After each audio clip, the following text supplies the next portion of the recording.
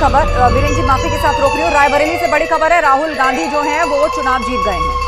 राहुल गांधी की जीत हो गई है और थोड़ी देर पहले दिनेश शर्मा जो उनके अगेंस्ट लड़ रहे थे उन्होंने अपनी हार स्वीकार कर ली थी। बहुत ही हम्बली उन्होंने जनता से माफी मांगी और कहा कि मैं आपकी सेवा करता रहूंगा। लेकिन रायबरेली से बड़ी खबर ये कि राहुल गांधी चुनाव जीत गए हैं और राहुल गांधी वायनाड से भी चुनाव लड़ रहे हैं। वहां पर भी वो लगातार लीड जो है वो बरकरार रखे हुए हैं, आगे चल रहे हैं और रायबरेली का जो मुकाबला है वो अपने अंजाम तक पहुंच गया है। राहुल गांधी यहां से और इसे देखकर वो वक्त भी याद आता है जब सोनिया गांधी की तरफ से कहा गया था रायबरेली की जनता को कि मैं अपना बेटा सौंप रखी हूँ। क्या यहाँ पर इमोशन वीरेंद्र जी काम किया है क्या?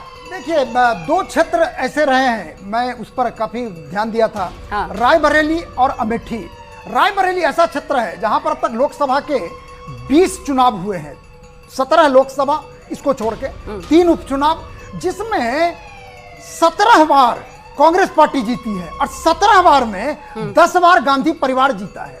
वो कॉन्स्टिट्यूएंसी है जहां पर फिरोज गांधी भी 2 बार जीते। वो कॉन्स्टिट्यूएंसी है जहां से इंदिरा जी चुनाव जीती, हारी भी 77 में, और वहीं से श्रीमती सोनिया गांधी भी चुनाव जीती हैं। तो वो जो क्षेत्र है उसको माने ना माने गांधी परिवार का सिनोनिम रहा है। हाँ, पिछले चुनाव में विक्ट्री मार्जिन सोनिया जी का 17% आ गया था, इसलिए चिंता हुई थी कि सोनिया जी ना हारे, उनको राजस्थान से राज्यसभा भेज दिया गया। तो राहुल गांधी को इसलिए लाया गया कि वो क्षेत्र गांधी परिवार से बाहर ना जाए, है ना। और मैं उत्तर प्रदेश की बात करना चाहूंगा, यदि आप थोड़ा, लेकिन आप जरूर ये भी समझाइएगा वीरेंद्र जी कि उत्तर प्रदेश में इस पूरे उलटफेर के आखिर मायने क्या है? देखिए, टर्नआउट जब घटा, ध्यान दीजिएगा, टर्नआउट जब घटा तो हमारे पास उदाहरण ऐसे थे कि टर्नआउट घटने से कोई प्रभाव नेगेटिव ही नहीं होता, पॉजिटिव भी होता है।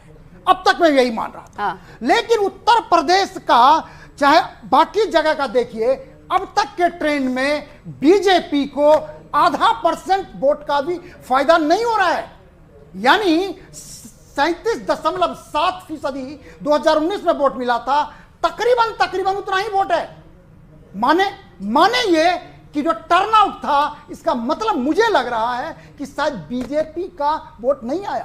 दूसरी तरफ आप यदि राहुल गांधी का देखेंगे, कांग्रेस पार्टी का देखेंगे तो 24% पे गया है और पहले 21 था। ये 3% का जो इजाफा है, देखिए सेफोलॉजिकल टर्म में ये स्विंग जो है ना बड़ा खतरनाक होता है, चाहे वो 3% हो, चाहे वो 4% हो, चाहे मैं आधा आपके पास लौटूंगी क्योंकि